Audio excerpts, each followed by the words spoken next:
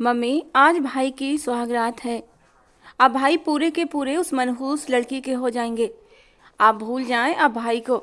अब वो सिर्फ अपनी पत्नी के होकर रहेंगे। अरे, ऐसा कैसे हो सकता है? वो मेरा इकलौता बेटा है।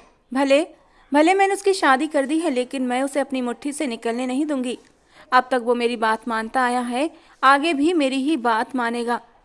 चारों बहनें और सरला जी के दिल पर सांप लौट रहे थे कि आज वो कुछ घंटे की आई हुई अनजान लड़की पर अपनी मोहब्बतें लुटा रहा होगा। ये बात घर में ना तो विनोद की माँ को पसंद थी, ना विनोद की बहनों को। वो विनोद पर सिर्फ अपना हक समझते थे। शादी तो उन्होंने विनोद की मजबूर करने पर कर दी थी। वो तो ये भी नहीं चाहती थी कि विनोद की शादी हो। चार बहनों का इकलौता भाई था विनोद। अच्छी मल्टीनेशनल कंपनी में नौकरी कर रहा था। उसके कमाने से ही घर में पैसे की रेल पेल थी। और विनोद के पैसे पर तीनों शादीशुदा बहनें और एक कुंवारी बहन जो सबसे छोटी रिया और उसकी माँ सरला ऐश कर रही थीं। वो कैसे बर्दाश्त कर लेती हैं कि एक पराई लड़की आकर अब इस घर पर और विनोद की कमाई पर कब्जा जमा ले। विनोद ने अनीता को कहीं देखा और पसंद कर लिया था और माँ से कहकर अपना रिश्ता भिजवा दिया। अनीता एक गरीब घराने से संबंध रखती थी, लेकिन खूबसूरती ऐसी थी कि देखने वाला दांतों तले उंगली दबा ले। और विनोद भी उसकी खूबसूरती पर फिदा हो गया था। फिर अनीता के घर वालों के लिए विनोद का रिश्ता किसी चमत्कार से कम नहीं था। आनन फानन में शादी हो गई और आज विनोद और अनीता की शादी की पहली रात थी। और यहाँ सरला और उसकी बेटियों के दिल पर सांप लौट रहे थे। और अभी विनोद को गए 1 घंटा ही हुआ था कि सरला जी ने हाय हाय करना शुरू कर दिया। माँ की चीखों पुकार सुनकर विनोद कमरे से भागा भागा आया था। क्या हुआ माँ? क्या हो गया? भैया, माँ की तबीयत बहुत ख़राब हो रही है। शायद उनका बीपी हाई हो गया है। मैं अभी डॉक्टर को फ़ोन करता हूँ। वो हड़बड़ाहट में अपना फ़ोन लेने के लिए कमरे की तरफ बढ़ा ही था कि सरला ने उसे हाथ पकड़कर रोक लिया। नहीं विनोद, तू मेरे पास ही बैठ जा, मेरे दिल को तसल्ली रहेगी। मैंने दवा खा ली है, थोड़ी देर में ठीक हो जाऊंगी। विनोद अपनी माँ के सर को सहलाते हुए उनके पास ही बैठ गया, जबकि अंदर कमरे में बैठी अनीता विनोद का इंतजार करते करते न जाने कब सो गई थी। और विनोद पूरी रात अपनी माँ के साथ बैठा रहा। और जैसा कि सरला और उसकी बेटियों ने प्लान बनाया था, उन्होंने अनीता की शादी की पहली रात से ही उसे सताना शुरू कर दिया था। खैर, विनोद और अनीता को अलग तो नहीं कर सकते थे, क्योंकि वो दोनों पति पत्नी थे। अगले दिन विनोद ने अनीता से माफ़ी मांगते हुए उसे उसके हिस्से का प्यार दिया था। और अनीता विनोद का प्यार पाकर निहाल हो उठी थी। लेकिन ये खुशी उसकी ज़्यादा दिनों तक नहीं टिकी थी। विनोद कानों का कच्चा था, माँ बहनों की बातों में जल्दी आ जाता था और माँ बहनों के भड़काने पर अनीता पर गुस्सा करने लगता। लेकिन अनीता बहुत खामोश और सीधी सादी तबीयत की मालिक थी और चुपचाप विनोद का गुस्सा सहती रहती। उसे पता था विनोद उससे प्यार भी बहुत करता है, बस कभी कभी माँ और बहनों के भड़काने पर गुस्से में आ जाता था। आज भी वो सुबह से उठी हुई थी और घर के कामों में लगी हुई थी। उसकी शादी को 3 महीने हो चुके थे और उसने पूरे घर की जिम्मेदारी भी संभाल ली थी। अनीता भोली थी, मासूम थी, उसे जमाने की चालबाजियां नहीं आती थीं। अपनी सास और ननद के दिल में छुपे जहर को वो पहचान नहीं पाई थी। उसकी सास और नंदें मिलकर उसके खिलाफ साजिश कर रही थीं। उसे विनोद की जिंदगी से निकालना चाहती थीं, इसलिए हर वक्त विनोद के कान भरती रहती, उस पर जुल्मों से तम के पहाड़ तोड़ती। और अनीता अब भी बेखबर अपने काम में लगी हुई थी, लेकिन उसे नहीं पता था अभी थोड़ी देर बाद उसकी ज़िंदगी में कौन सा तूफान आने वाला था। सरला की बेटियां आकर अपनी भाभी अनीता से सारा सारा दिन काम करवाती तो नूतन जी अपनी पत्नी सरला से कहते, बेटियों को बोलो अपने घर रहा करें और बहू पर कामों का बोझ न डाला करें। ये सुनकर सरला अपनी बहू को एकदम मारने लगी और बोली, खबरदार मेरे पति को पट्टियां पड़ाई। बहू को पीटते देख नूतन जी आगे बढ़े और सरला को पीछे खींचकर उसके गाल पर एक थप्पड़ दे रखा। माँ को पिटते देख तीनों बेटियां आग बबूला हो गईं। जब अनीता का पति विनोद घर में दाखिल हुआ तो बेटियों ने भाई को बताया कि तुम्हारी पत्नी के साथ पापा को रंगे हाथों पकड़ा गया है। तो माँ ने देख लिया और उन्होंने माँ को ही पीट डाला। विनोद ने उसी वक्त धक्के देकर अपनी बीवी और अपने बाप को घर से निकाल दिया। माँ और बेटियां खुशी के मारे जश्न मनाने लगीं। लेकिन तभी उनके कदमों तले से जमीन निकल गई जब विनोद ने आगे बढ़कर अपनी, भाभी ओ भाभी, कितनी देर से आवाज़ लगा रही हूँ, कहाँ हो? विनोद की बड़ी बहन ने अनीता को आवाज़ लगाई, जो किचन में आटा गूंद रही थी। आटे से सने हाथ लेकर वो कमरे में आई जहाँ उसकी बड़ी ननद फ़ोन पर बात कर रही थी। अपने हाथों पर नेल पेंट लगा रखा था। भाभी देखिए ना, मेरे बेटे ने डायपर ख़राब कर लिया है, प्लीज़ इसका डायपर चेंज कर दें। मैंने हाथों में अभी नेल पेंट लगाई है, ख़राब हो जाएगी। अपनी बात कहकर अनीता की नंद फिर से फ़ोन पर लग चुकी थी, जबकि अनीता ने एक बेबस निगाह अपने आटे वाले हाथों पर डाली। किचन में सारा काम बिखरा पड़ा था। आज शाम छोटी ननद के रिश्ते वालों ने आना था। अनीता की सास सरला ने पहले से ही उसे 10 डिशेस के नाम बता दिए थे जो उसे पकानी थी, और अब किचन से बुलाकर उसे अपने बच्चों के डायपर चेंज करने का कहा जा रहा था। ठंडी सांस लेते हुए अनीता ने अपने हाथ धोए और बच्चे का डायपर चेंज कर दिया। बहन के रिश्ते वाले आज देखने आ रहे थे, मगर अनीता की ये बड़ी ननद हफ्ता भर पहले से ही माँ के घर आकर बैठी हुई थी। बाकी 3 छोटी नंदों ने अलग जीना हराम। कभी वो अनीता को आवाज़ देती, भाभी हमारे कपड़े इस्त्री कर दो, तो कभी कहती हमारे सर में तेल लगा दो। घर के कामों और नंदों के कामों में अनीता घन चक्कर बनी हुई थी। 20 लोगों की दावत थी। अनीता ने बड़ा सा पतीला चूल्हे पर सब्जी बनाने के लिए चढ़ा रखा था। तभी छोटी ननद रिया की आवाज़ आई, अनीता भाभी कब से आपको बुला रही हूँ, आपको जरा भी एहसास है आज मेरे रिश्ते वाले आने वाले हैं। मैंने आपको पहले ही कहा था कि आपने मेरा फेशियल करना है, लेकिन आपके तो नखरे ही ख़त्म नहीं होते। भाभी जानबूझकर मेरा फेशियल नहीं कर रही ताकि लड़के वालों को मैं पसंद ना आऊँ और यहीं भाई के घर पर बैठी रह जाऊँ। छोटी ननद रुहासी होते हुए कहने लगी। सरला जो लॉन्ज में बड़ी सी स्क्रीन पर मूवी देख रही थी, एकदम भड़क कर बोली, ये कल मुही तो चाहती ही यही है कि सिर्फ यही पति के दिल पर राज करे, बाकी मेरी बेटियां तो बर्बाद होकर रह जाएं। निकल किचन से सुबह से घुसी हुई है। 2 लोगों का खाना बनाना था, अब तक बही नहीं बना है इसे। सरला ने पलटकर बहू को झाड़ लगाई। अनीता की कमर दुख रही थी। खुद वो 2 माह की प्रेग्नेंट थी। उसकी अपनी हालत बुरी हो रही थी। आंखों में उमड़ते आंसुओं को रोका और चूल्हा बंद करके कमरे में चली आई। छोटी ननद अनीता से अपना फेशियल करवाने लगी। हाथों, पैरों और चेहरे की हर तरह से रगड़ाई करवाने के बाद 2 घंटे में उसने अनीता को जाने की इजाज़त दी थी। अनीता बेचारी कमरे से निकली तो सामने खड़ी सरला उसे कड़े तेवरों से घूर रही थी। किचन का काम कौन देखेगा, मेहमान आने वाले हैं, शाम सर पर खड़ी है और तुझे अभी तक इतनी फुर्सत नहीं मिली कि एक सब्जी ही बना ले, सिर्फ इसीलिए ना कि मेरी नाक कट जाए आने वाले मेहमानों के सामने और वो रिश्ते से इनकार करके चले जाएं। सरला ने कड़क शब्दों में कहा तो अनीता बेचारी रोने वाली हो गई थी। मम्मी जी, इसमें मेरी कोई गलती नहीं है, मैं तो अपने टाइम से काम कर रही थी, सुबह से ही किचन में लगी हुई हूँ, लेकिन आपने ही तो कहा था छोटी का फेशियल कर दो, इसमें अच्छा खासा टाइम लग गया, अभी बना देती हूँ खाना। मरी मरी आवाज़ में कहती अनीता किचन में जाने लगी और तभी अंदर से दूसरी वाली ननद बाहर निकली। उसके पीछे उसके 2 बच्चे रोते हुए बाहर आए थे। मम्मी देखिए ना, छोटू ने अपने कपड़ों पर दाग लगा लिया है, मैंने अनीता से इस्त्री करवा कर बाहर रखे थे, इसने खेल खेल में उठाकर उसके ऊपर चॉकलेट से लगे गंदे हाथ लगा दिए। अब मैं क्या करूं, इसके बाकी कपड़े भी इधर नहीं हैं। किचन में जाती हुई अनीता के कान खड़े हो गए। उसने एकदम पलटकर देखा और दूसरी ननद उसे ही देख रही थी। अनीता को पता था अभी कपड़े धोने का काम भी उसी के सर पर पड़ेगा, और बिल्कुल ऐसा ही हुआ। सरला ने बेटी के हाथ से बच्चे की शर्ट ली और अनीता की तरफ बढ़ाते हुए बोली, पका लेना, सब्जी रोटी बनाने में कौन सा वक्त लगता है, बच्चा रात को पहनेगा क्या, इसकी माँ बेचारी परेशान हो रही है। सुबह 5 बजे से लेकर अब तक वो एक लम्हे के लिए भी न बैठी थी। सरला और उसकी बेटियां उसे बैठने ही नहीं दे रही थीं। एक के बाद एक काम उसके सर पर डाले जा रही थीं। अनीता जानती थी रात मेहमानों के आने से पहले ही विनोद आ जाएगा और उसने आते ही पूछना था मेहमानों के खाने पीने का इंतजाम हुआ या नहीं, और अगर टाइम से सब कुछ तैयार ना होता तो फिर सरला ने सारा मलबा अनीता के सर पर ही डाल देना था कि इसने सुबह से लापरवाही की और खाना नहीं बनाया। अनीता ने सामने लगी घड़ी पर वक्त देखा, 6 बजने वाले थे। मेहमानों को 7 बजे तक आ जाना था और किचन का सारा काम अभी वैसे का वैसा ही पड़ा था। अनीता ने हिम्मत करते हुए कहा, आप इनसे कहें ये खुद ही धोकर तार पर डाल दें, मैंने खाना बनाना है, मेरे पास अभी इतना वक्त नहीं है।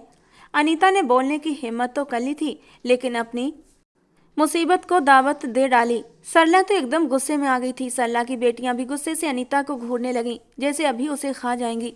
सरला उसे बातें सुनाने लगी, सास को जवाब देगी, बेहया लड़की, इतना पकाने पकाने की रट क्या लगा रखी है सुबह से, कहीं तेरा तो कोई चक्कर नहीं आने वाले मेहमानों के साथ, बता मुझे कल मुही।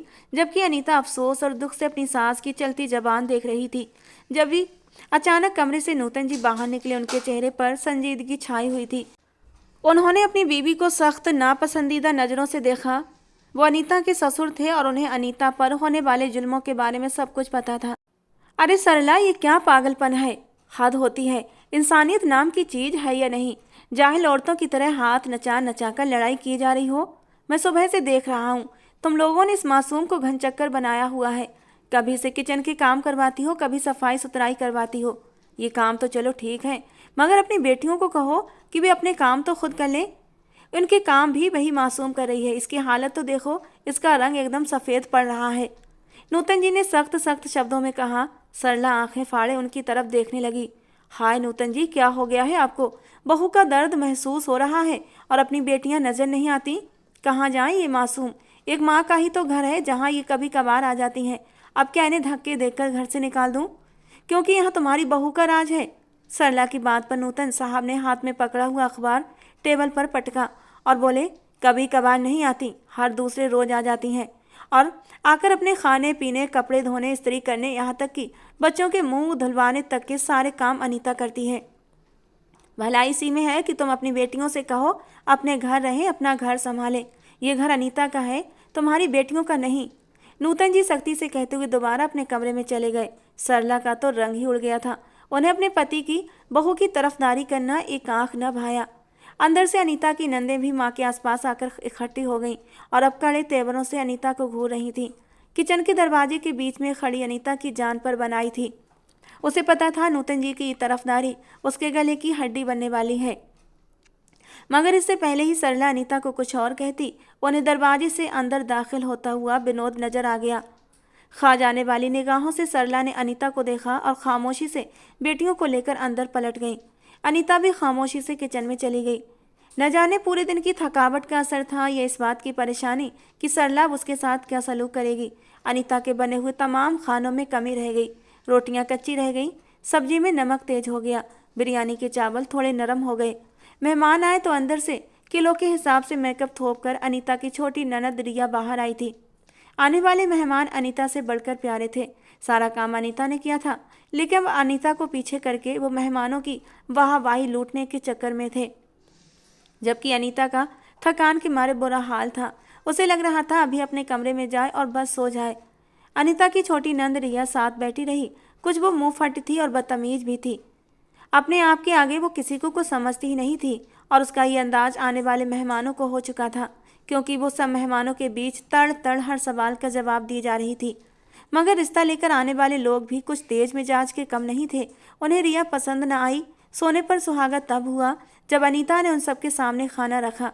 खाना देखकर तो उनके माथे पर बल ही पड़ गए थे। सारे ही मेहमान लगभग बगैर खाना खाकर उठकर जाने लगे। अनीता के हाथ पांव कांप उठे थे। सरला जी कड़े तेवरों के साथ उसे घूर रही थी। उसे पता था मेहमानों के जाते ही उसकी शामत आने वाली है। मेहमानों के जाने से पहले सरला ने उनके साथ आने वाली एक औरत से प्यार भरे शब्दों में पूछा, तो फिर हम आपकी तरफ से हाँ समझें? कब आ रहे हैं आप मंगनी की रस्म करने के लिए? सरला की बात पर आने वाली औरत ने एक जोरदार कहा लगाया और बोली, अरे नहीं बहन, हमें तो माफ़ ही करो। जिस कदर लंबी और तेज जबान तुम्हारी लड़की की है, हमने उसे घर लाकर खुद घर के बाहर नहीं होना। और अपने घर में सलीका तरीका तो देखो, खाने में जरा भी स्वाद नहीं था। इस कदर गंदा खाना था कि दिल खराब हो गया। हमारा तो मन घबरा रहा था कहीं पेट में दर्द ही ना हो जाए। ये सरला की खुली बेइज्जती थी। उसका मुंह खुला का खुला रह गया। आने वाले तो चले गए थे, लेकिन सारा मलबा अब अनीता पर गिरना था।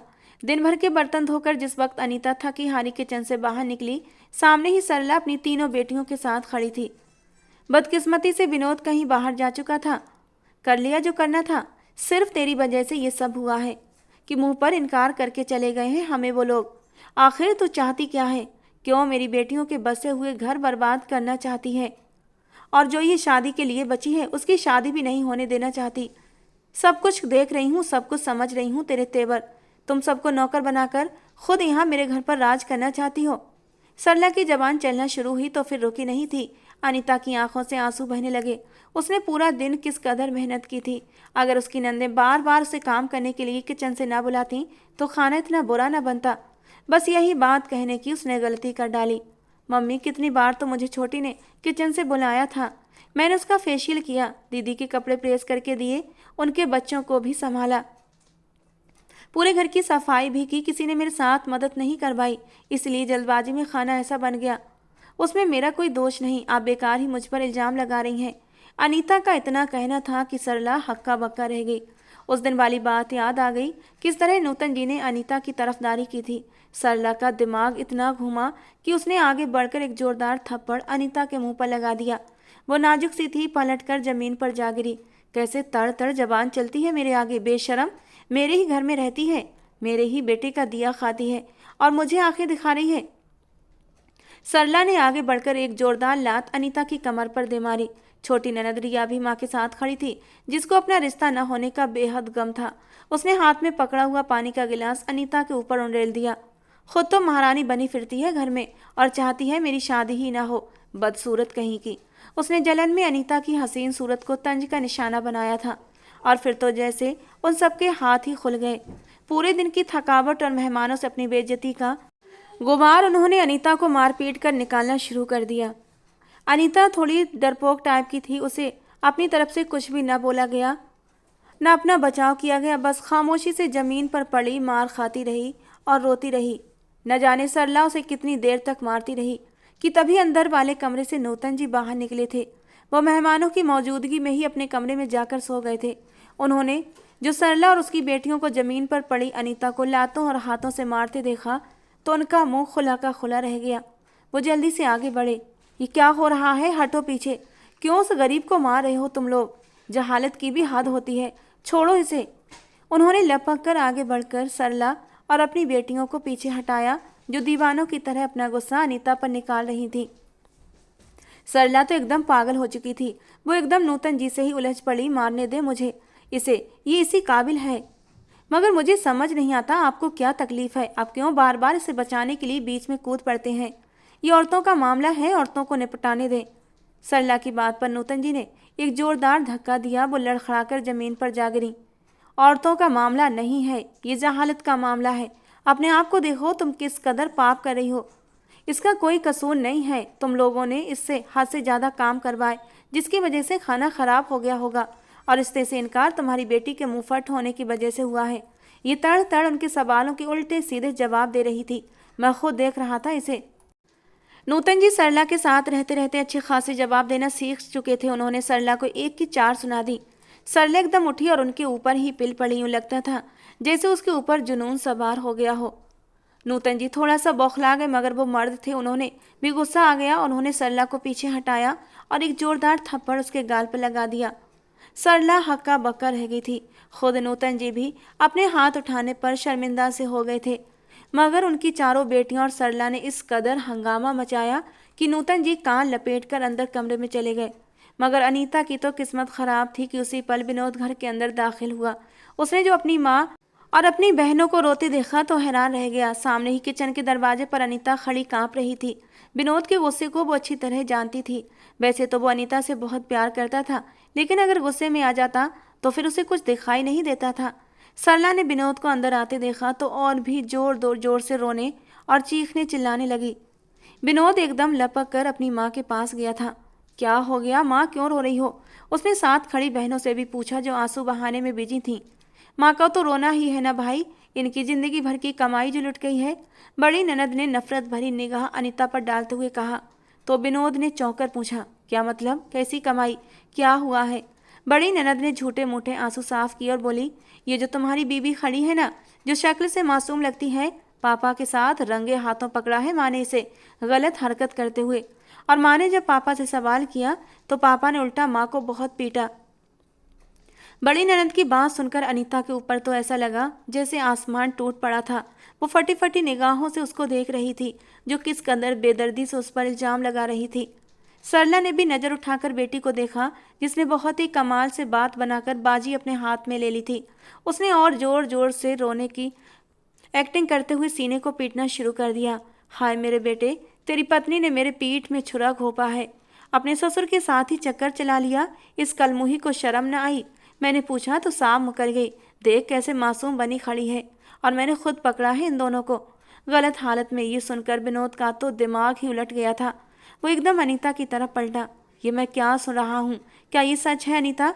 अनीता हक्का बक्का खड़ी थी। विनोद की इस तरह चिल्लाने पर उसके सोचने समझने की सारी सुध बुध खो चुकी थी। उसे समझ न आया कि हाँ में सर हिलाए या ना में, जबकि विनोद लगातार चिल्ला रहा था। तभी सरला ने आगे बढ़कर कहा, ये क्या बताएगी? तूने नहीं देखा जब भी इसके साथ मैं कोई सवाल जवाब करने की कोशिश करती हूँ, किस तरह तेरा बाप बीच में आ जाता है।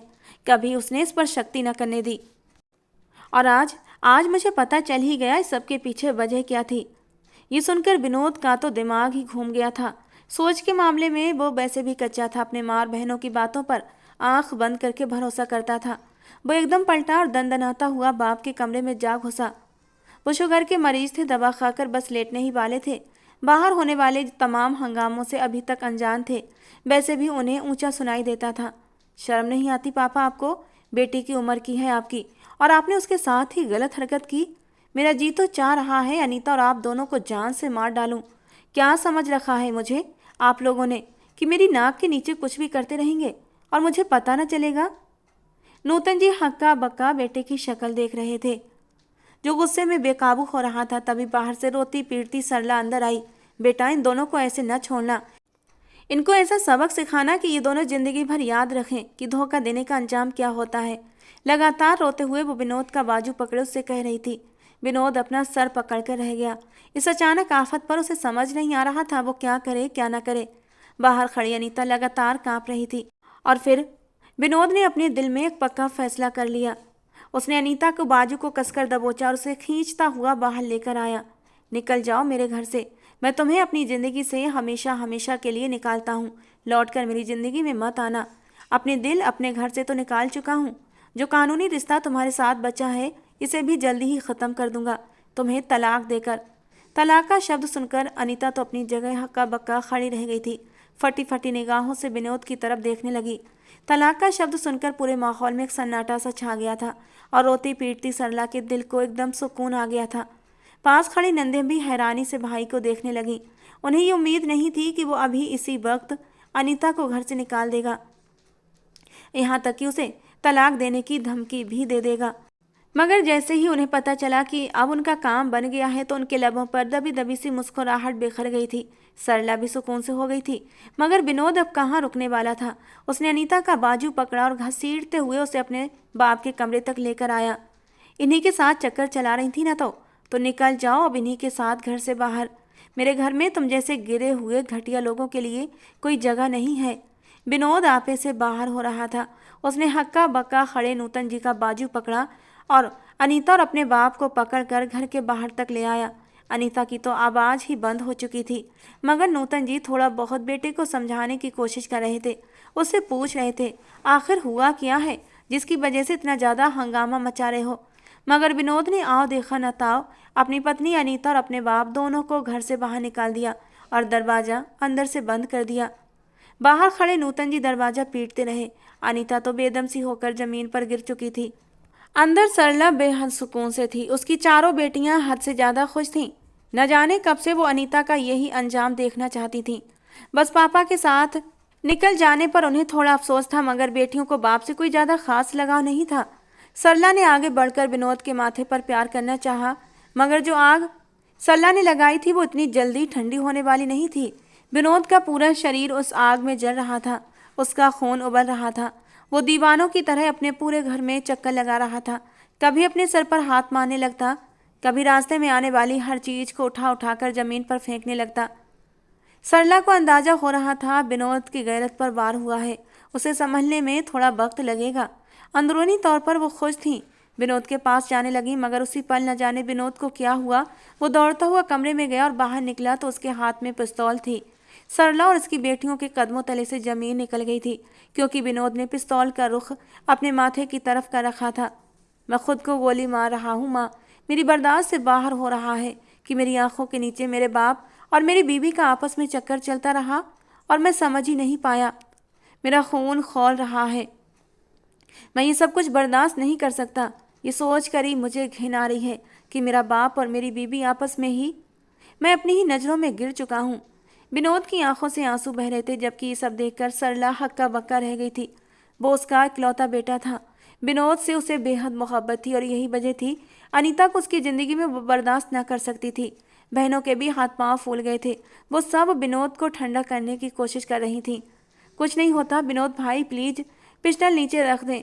वो बदचलन चली गई है, हम आपकी दूसरी शादी करवा देंगे। बहन ने आगे होकर कहना चाहा, मगर विनोद ने सख्ती से अपनी आंखें बंद कर लीं और ट्रिगर पर अपना दबाव बढ़ाया। सरला की आंखों के आगे उसकी दुनिया उलट रही थी। अचानक ही वो जोर से बोली, तेरे बाप का और अनीता का कोई चक्कर नहीं था बेटे, मुझे माफ़ कर दे। अनीता को मैं घर से निकलवाना चाहती थी। माँ की बात पर यूं लगा जैसे जमीन में कोई कंपन हुआ है। सब कुछ विनोद की आंखों के सामने हिल गया था। उसने बेयकीनी से माँ की तरफ देखा जो दुपट्टा मुंह पर रखे सिसक रही थी। चारों बेटियां भी नजरें झुकाए खामोशी से खड़ी थीं। क्या कहा माँ आपने?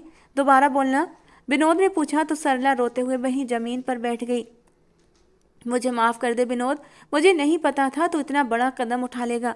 मैं तो बस अनीता को ही घर से निकालवाना चाहती थी, मगर तूने तो अपने बाप को भी निकाल दिया और अब खुद अपनी जान लेने के पीछे पड़ा है। ऐसा कुछ नहीं था, वो सब कुछ झूठ था। सिर्फ अनीता को घर से निकालने की साजिश थी, क्योंकि तुम्हारा बाप बार बार अनीता की साइड लेता था तो मुझे गुस्सा आता था।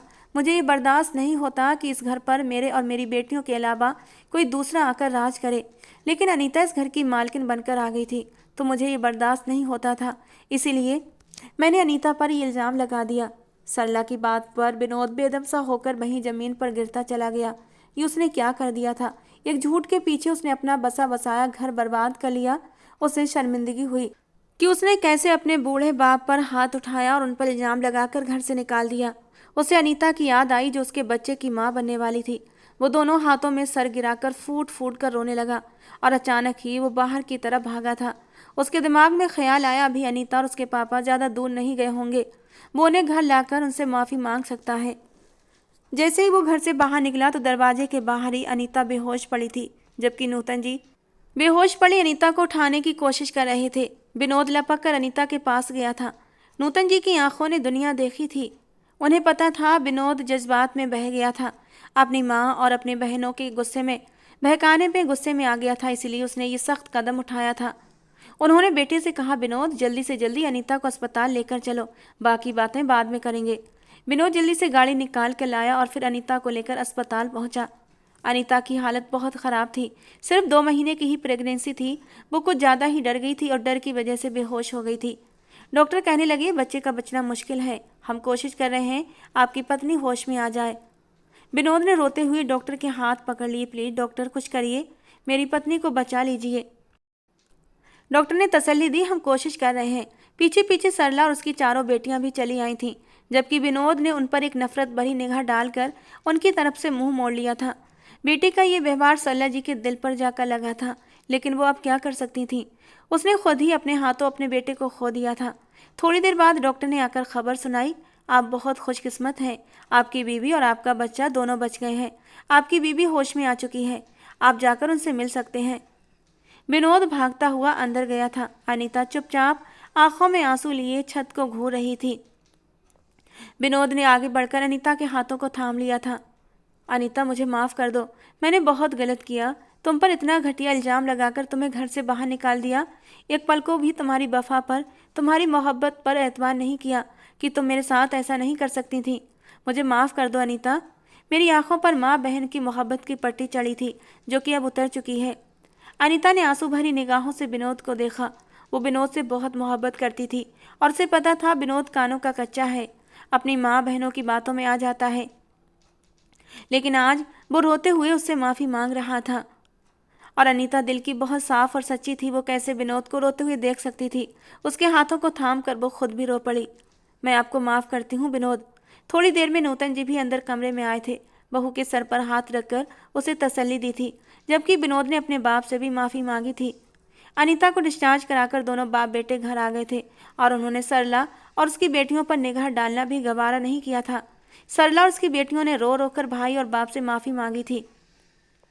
उन लोगों ने उन्हें माफ़ तो कर दिया था, लेकिन उनके दिल में अब उन लोगों के लिए कोई इज्जत, कोई सम्मान और कोई विश्वास नहीं था। और सरला जानती थी कि खुद उसने अपने लिए ये गड्ढा खोदा है, खुद अपने ज़िंदगी में उसने अंधेरा किया है, इसलिए अब उसके पास सिवाय आंसू बहाने के कोई दूसरा चारा नहीं था। जबकि विनोद अनीता का बहुत ख्याल रखने लगा था। उसने अपनी बहनों को भी साफ शब्दों में समझा दिया था कि तुम अपने घर की हो, अपने घर रहा करो। मेरे घर में आकर मेरी पत्नी को परेशान करने की और मेरे घरेलू मामलों में दखल देने की कोई ज़रूरत नहीं है। अनीता अब बहुत सुकून से आराम से अपनी ज़िंदगी विनोद की मोहब्बत के साए में गुजार रही थी। सरला जी भी अब अनीता से कुछ न कहती थीं, क्योंकि वो जानती थी वो अपना विश्वास अपने बेटे की नज़र में खो चुकी थी। तो दोस्तों, आज की हमारी कहानी पसंद आई हो तो प्लीज़ लाइक करना। रोज़ एक नई कहानी सुनने के लिए हमारे चैनल को भी सब्सक्राइब करना। मिलते हैं दोस्तों अगली किसी नई कहानी के साथ।